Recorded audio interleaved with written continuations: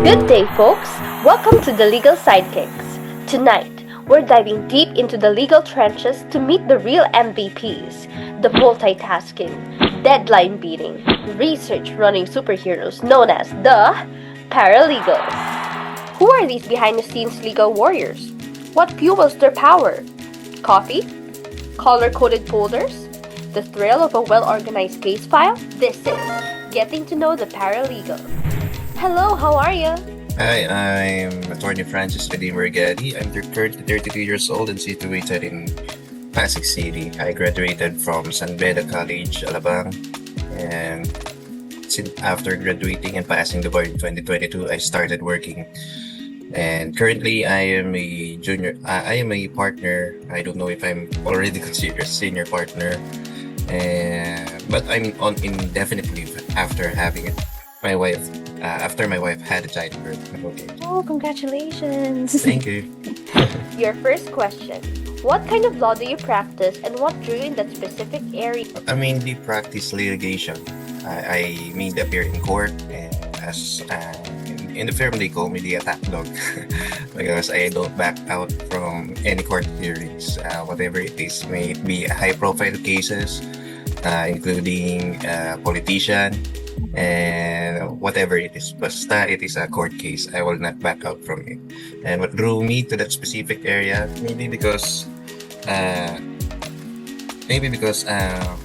it is in my nature that I love challenges and I love proving that I can do it. So I love proving to myself that I can do it. So I love taking cases and showing my skills in court, debating in court, showing the logic in court, defying the logic of the opposing counsel and other kinds of those stuff.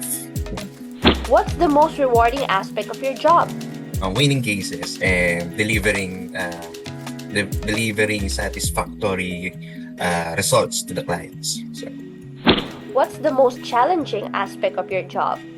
I think it is time management and traffic because when I was an active partner, I have court hearings like 2 to 3 times a day, so the traffic really hinders my appearance in court. Sometimes I cannot appear 1 or 2 hearings because of the traffic. Can you describe a case you're particularly proud of and why?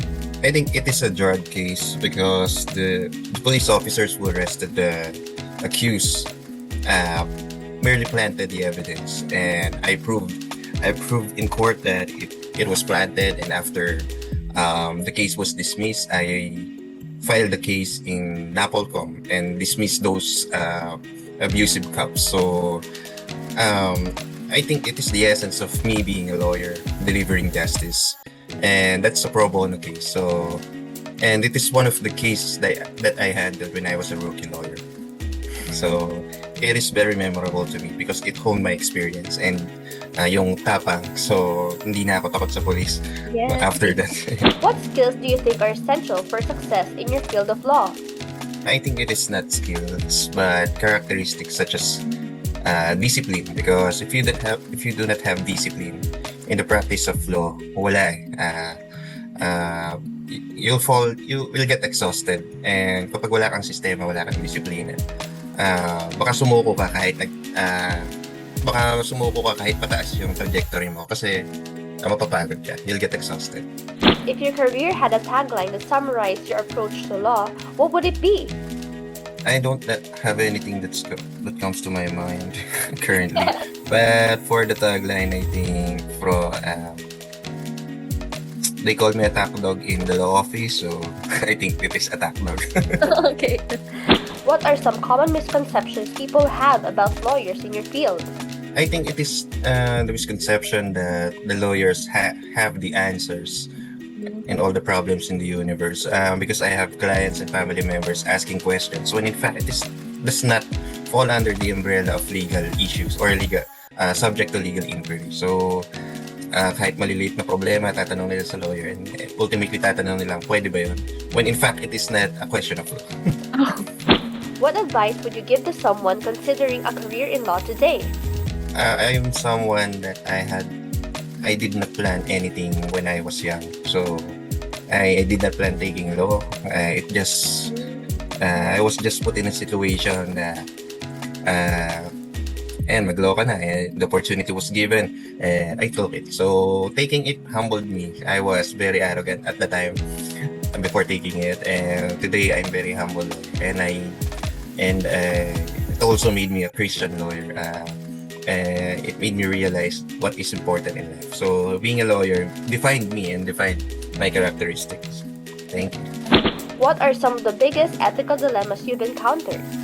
Part of being a lawyer is taking cases even though you know that your client is guilty. So there are times that even though it is hard for me to defend him or her in court, I still need to defend him or her in court because it is my duty to do that, to serve his or her best interest. So minsan dahil sa trabaho nababali din yung prinsipyo. But I often decline taking those kinds of cases. Sabi ko nga, I take all kinds of cases. Pero kapag ganyan kaso, like for example, there's a rape case in our firm and I know that the father is guilty. Hindi ko siya tinik talaga. How do you stay updated on the latest legal developments and precedents?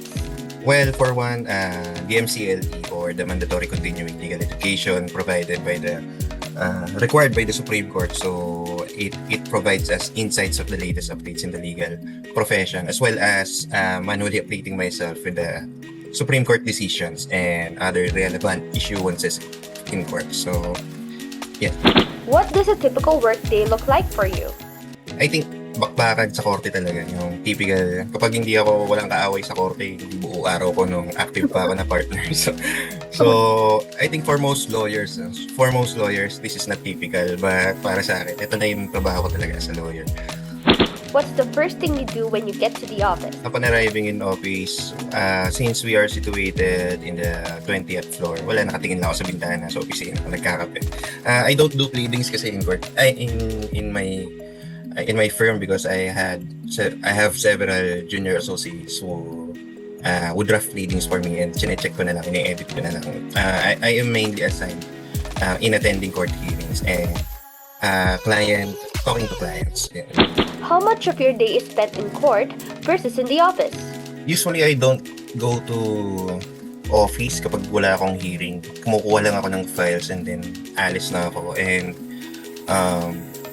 nasa bahay lang ako pag wala akong hearing. So I'm not time bound. Results ang binibilang sa amin ng activities. So hindi kami 9 to 5 or 9 to 6 na personnel, but kapag lang kailangan na nasa office ako, tsaka ako pumupunta, like may meeting, litigation meeting, or may client. Yeah. If your daily legal battles were a reality TV show, what would be its catchy title and what would be the dramatic tagline for the season finale? Walang pumapasok sa isip ko pag ganito. Hindi ko yata siya forte, but for catchy title, boring siguro akong tao kaya hindi ko ito naisip. But I think siguro ang bibigay na lang ako ng situation for season finale. My fantasy in legal profession is gusto kong makalaban yung mga law professor ko nung araw. So I had one and he backed out. So nag-withdraw siya as counsel. And I think that's a good season finale. I think ayaw ko matapos yung career ko nang wala akong natatanong professor ko. So yun yung gusto kong maging season finale. But for the titles, I do not have any idea. How do you manage your workload and deadlines? It is natural for me kasi in attending hearings na alam ko na yung cases before ko pa gawin yung trabaho. So I don't conduct much preparation, and sa deadlines naman I have my junior associates working for those deadlines. But there are times pa rin naman na ako nagple-pleadings and deadlines if I need to not sleep that night para matapos yung isang pleading, ginagawa kaya. So deadlines is a relevant and big important task for me and sa ini-impose ko sa mga junior associates ko. So kapag may deadlines, hindi pwedeng papasa yan one day before. So I impose 2 days ahead deadline. So para ma-edit ko pa or magawan pa ng solusyon kung may problema. Okay. What's the most unexpected thing that's ever happened during your workday? Okay, so there was this court in Paralegals na the judge on his name is Honorable Judge Luna, and he was a former police officer. So at the time there was an arrest made by a police officer, and the crime committed was illegal gambling. Naglalaro ng Cara Cruz. So if you're familiar with that. Si Judge, sinikmuraan niya yung police dahil wala daw kakwenta-kwenta yung kaso. So that was very unexpected in a situation in court kasi usually formal yan. So formal proceeding siya. But at that time, after the dismissal of the case, sinikmuraan pa ni Judge yung police. And I think it was, there is something personal issue between them. Pero hindi ko siya makalimutan that is a very unexpected event. Yeah. How do you collaborate with colleagues and other legal professionals?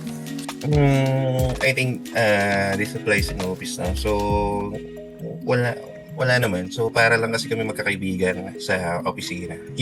They were formerly my boss. When I was in my first year in practicing law, when I was their first associate and they were my first bosses. So, after 2 years, I got promoted and I became a partner. So, I knew them very well. I knew them in a personal level, and ninong-ninang sila ng anak ko. And ayan, so and in our office ako lang naman ang nagkaanak. So kahit matatanda na sila, wala silang anak. So they are very close to my family. So yeah. As for other counsels naman, totally with respect and courtesy sa pakikipag-usap sa kanila. Imagine your office had a soundtrack that played whenever you enter your office. What song would perfectly capture the vibe of your typical workday? I'm not particular for any music, but any kinds of gym music. So, something with the heartbeats. So, para ma-pump up yung araw ko and it hypes me na before I go into court. So, kasi ayoko na inaantok ako eh. So, usually I play hard music. So, Linkin Park and the like. So, and to hype my day. What's the common question clients ask you? Attorney, wala bang discount? Yeah. Honestly, medyo mahal kasi yung appearance fee ko and pleading fee. So, kapag pag singilan na, yun laging tinatanong na lahat ng kliyente, attorney, wala bang discount? And honestly, I give them discounts naman. So, depende sa relationship ko with the client, I give them discount. Usually, 25% discount. Yeah. What sparked your initial interest in becoming a lawyer? The story of me becoming a lawyer started kasi sa Bulacan State University was a public college ko. So, I took legal management there.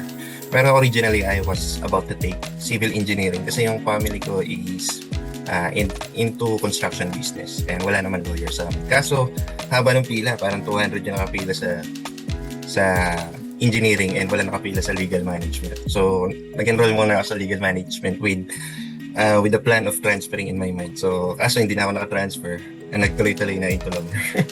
Ayun. Was there a specific event or person that inspired you to pursue this career? Honestly, it is my father who pushed me to become a lawyer because since there is no one or no lawyer yet in the family, I took it upon myself to become one. And my father said to me na he was a frustrated dreamer of becoming a lawyer.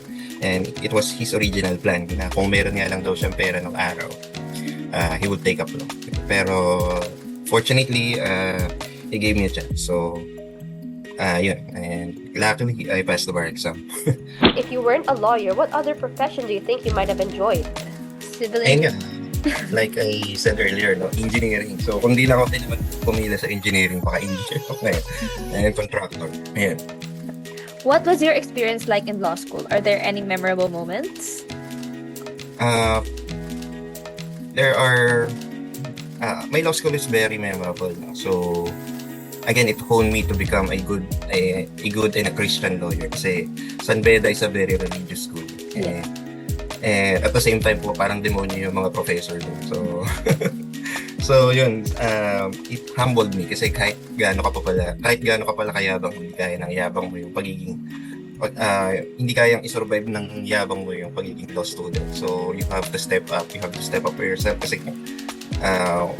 kapag tinanong ka na, kailangan talaga may masasabi ka. So, I think my memorable moment naman is there was one time that I read a 100 pages decision from the Supreme Court. And that case was assigned to me. And there were 36 cases. So I read that case, in particular case na 100 case. Tapos hindi siya tinawag ng prof kasi sabi ni prof, ng professor namin na masyadong mahaba, huwag na natin pag-usapan yan.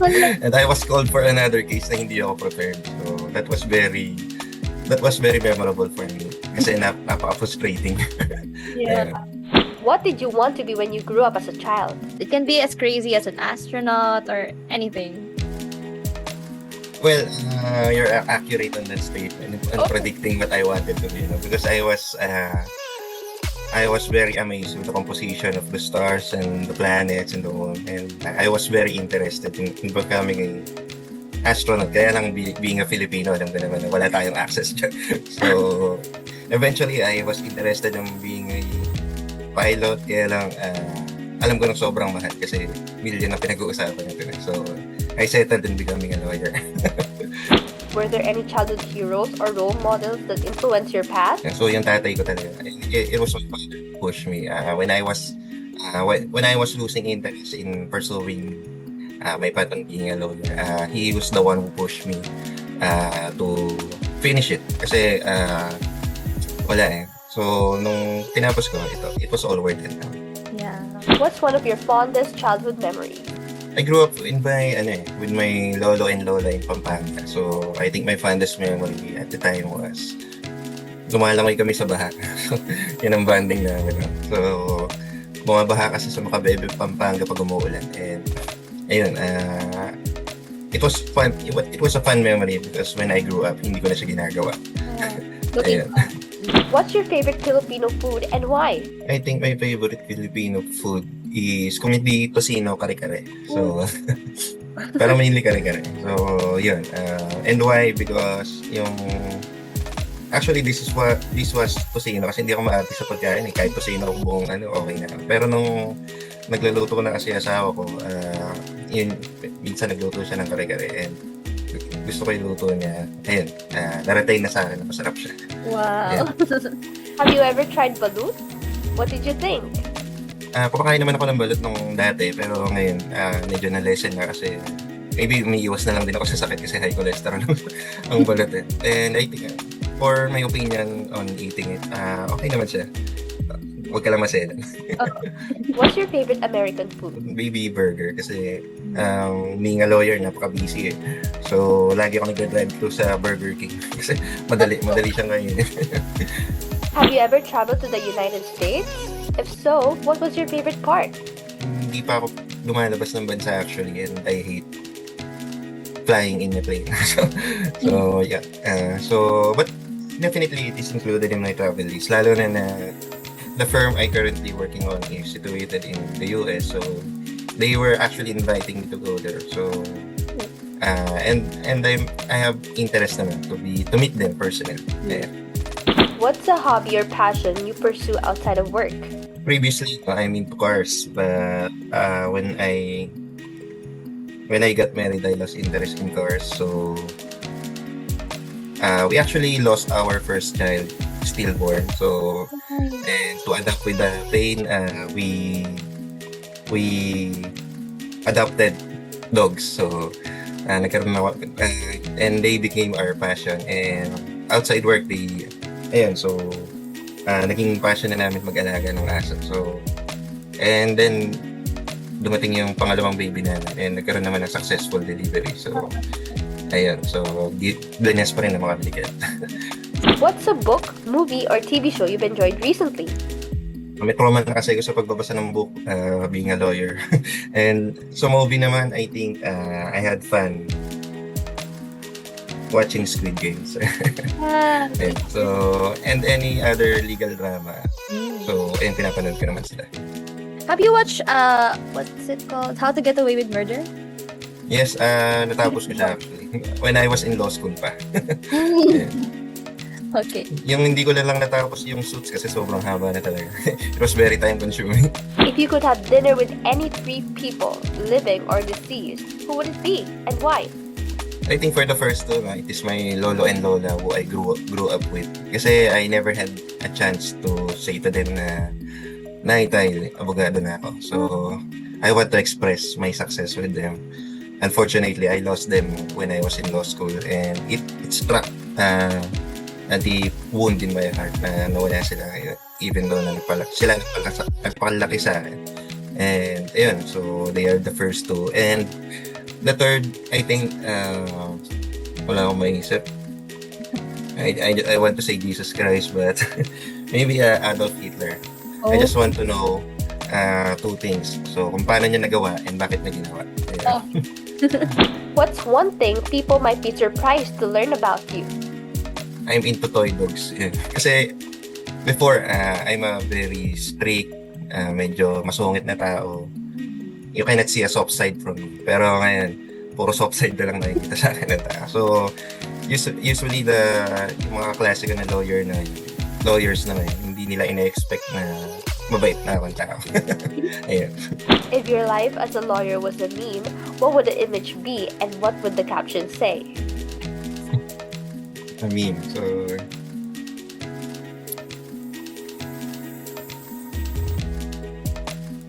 wala pumapasok sa isip ko in terms nung ako eh. Pero yung nakikita ko kasing ng reaction ng mga junior associate ko kapag inuutosan ko sila. Alam mo yung aso na itim na lingon na hindi niya maintindihan, parang hindi niya naiintindihan yung nangyayari. Parang pag inuutosan ko yung mga associate ko, ganun yung reaction nila. So yun yung meme na pumasok sa isip ko. But as for me personally, hindi ko alam kung anong meme mag-a-apply sa akin. Ayun. Okay.